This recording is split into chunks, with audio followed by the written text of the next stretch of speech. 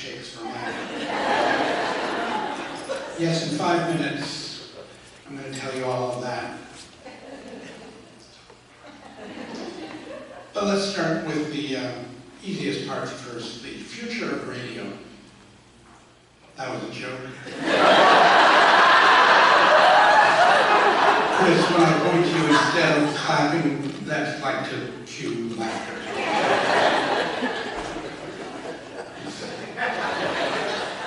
The future of radio. We expected it to die in the 50s when TV was getting a foothold.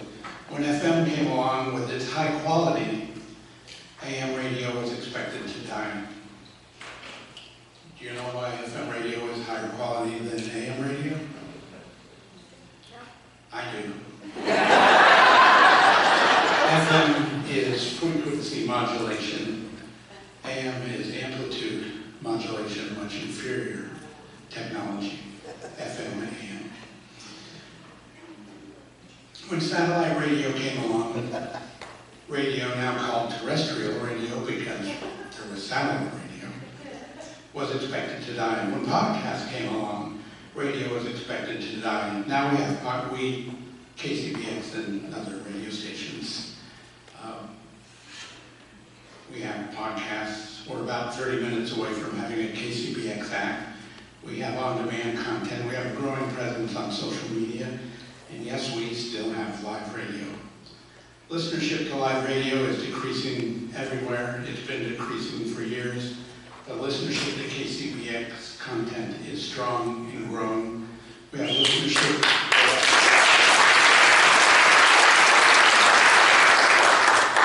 And just to be clear, I'm responsible for all of these. We have listenership and financial support from around the world.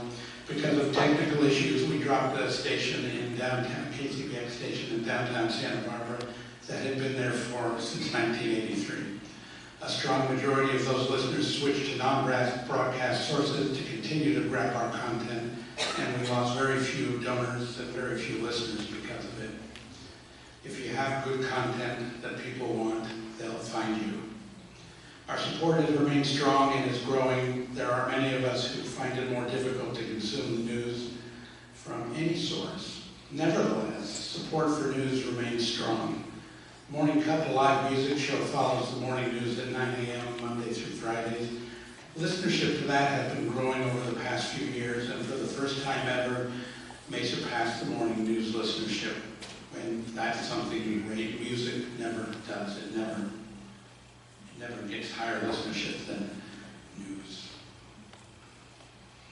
That's because of the care that Neil Losey and Janelle undertake in presenting that music. You know, if you're on social media and you replay a song or pause on an ad or any content, you're not going to be surprised to see an ad for a similar product or similar music or similar content to show up because of algorithms. That's how online music services work too. KCBX listeners appreciate that our music is curated by real people. And they understand and they get the difference, and they listen and they support it, and they send us amazing notes and letters and phone calls to make sure everybody at KCBX knows it. When federal funding was threatened, our message to our supporters, we're in this together, we'll figure it out together. I've always felt it's a partnership, a family, and this is how we communicate with the people that listen to us and pay attention to what we're doing.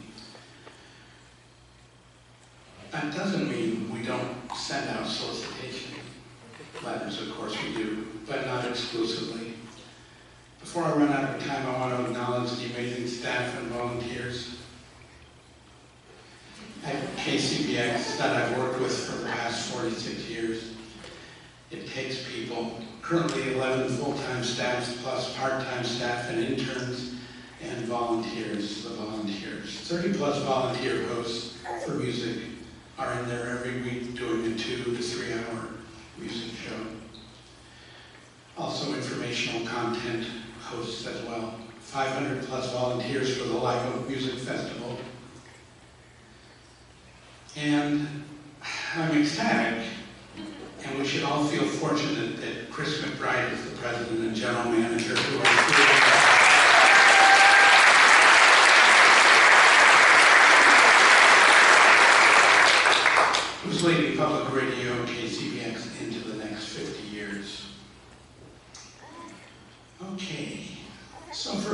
30 years, there's been a person who has supported me, provided no-nonsense advice, introduced me to people I need to meet, slapped me upside the head, listened to me, kept me grounded, and most importantly, has been a very good friend. He was the chair of our board for most of those years.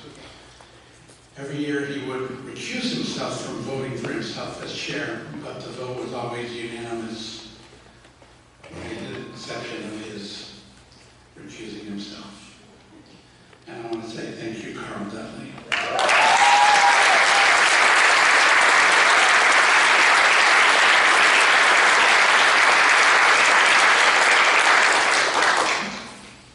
So now, we're 100% community funded. We need to raise a total of $420,000 more. I don't have a QR code, Chris. Each year to fully replace, $420,000 more each year to fully replace the funding previously provided by CPB, the Corporation for Public Broadcasting. We have a commercial break coming up. It will take 2 kinds of races, athletic drive, sprints. We have 2 of them each year that pay for most of our operating expenses, and marathons needed to build endowment and bequest giving to new levels. If you have support for what we do, we hope you'll join us. And for now, stay tuned.